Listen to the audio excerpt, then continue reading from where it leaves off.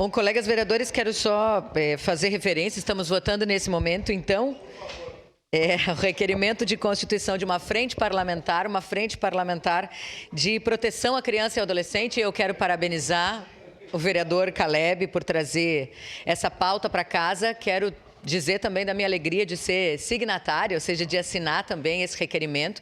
Quero lhe dizer também que tenho todo o interesse de participar dessa frente. Participamos, vereador Fiuza, no mandato anterior também da Frente Parlamentar de Proteção em Defesa das nossas crianças e adolescentes, que o senhor presidia, e é sempre uma alegria, porque é um tema que perpassa uma série de questões, né? Porque quando a gente fala sobre a questão, inclusive, do aumento de casos de abuso, de violência contra crianças e adolescentes, isso nos deixa indignados, nos deixa assustados com a sociedade, com o que tem acontecido.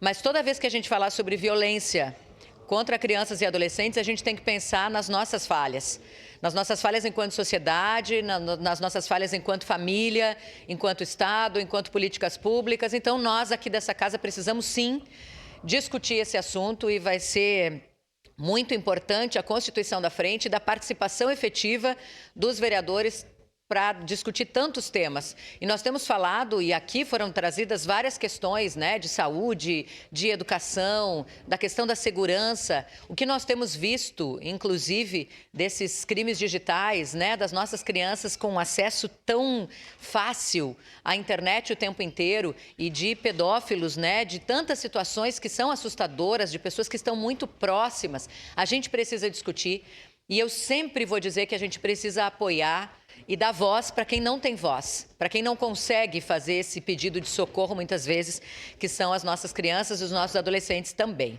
Então, que alegria poder participar dessa frente parlamentar, que alegria ver essa casa discutindo. Já tem de outras formas, né? Mas a partir dessa frente parlamentar, da qual eu quero ter a alegria de fazer parte, voto favorável. Encerradas as declarações de voto, passemos a